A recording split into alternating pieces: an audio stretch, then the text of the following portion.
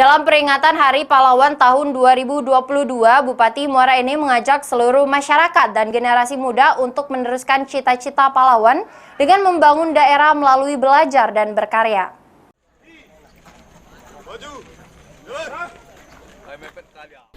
Sebagai bangsa yang besar, kita tidak seharusnya melupakan jasa-jasa para pahlawan yang sudah berkorban untuk bangsa dan negara. Momen peringatan Hari Pahlawan ini sudah sepatutnya dijadikan sebagai pemicu energi yang lebih besar untuk memajukan dan membesarkan bangsa.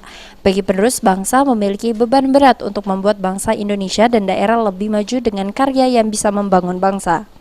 Menurut Kurniawan, pada momen Hari Pahlawan ini bisa dijadikan sebagai langkah awal untuk kembali memulai menjaga persatuan dan kesatuan agar bangsa tidak terpecah belah, dan juga mengisi kemerdekaan ini dengan pembangunan dan berkarya. Sebagai generasi penerus, kita harus bangga dan berterima kasih dengan apa yang telah dilakukan para pendahulu yang berjuang demi kemerdekaan Indonesia. Tanggal 10 memperingati Hari Pahlawan.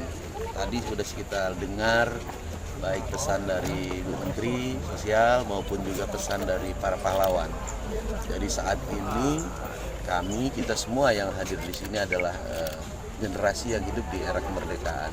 Pesan beliau bahwa mereka menyampaikan bahwa musuh kita yang terbesar adalah ya kita dengan bangsa kita sendiri.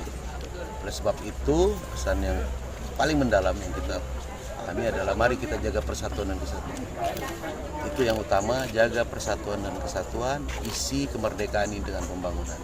Ya, kita harus kompak mulai dari Sabang sampai Merauke. Semua karena kita ketahui pada saat merebut kemerdekaan ini itu tidak ada perbedaan, semua sama, baik suku, agama, ras, dan semua. PJ Bupati berpesan agar seluruh masyarakat Kabupaten Muara Enim terus menjaga persatuan dan kesatuan. Jangan sampai terbelah karena dari perbedaan maka akan terlahirlah suatu kesamaan yang bisa membawa negara semakin besar. Pelaksanaan upacara dan tabur bunga di makam pahlawan tidak hanya diikuti oleh SKPD saja.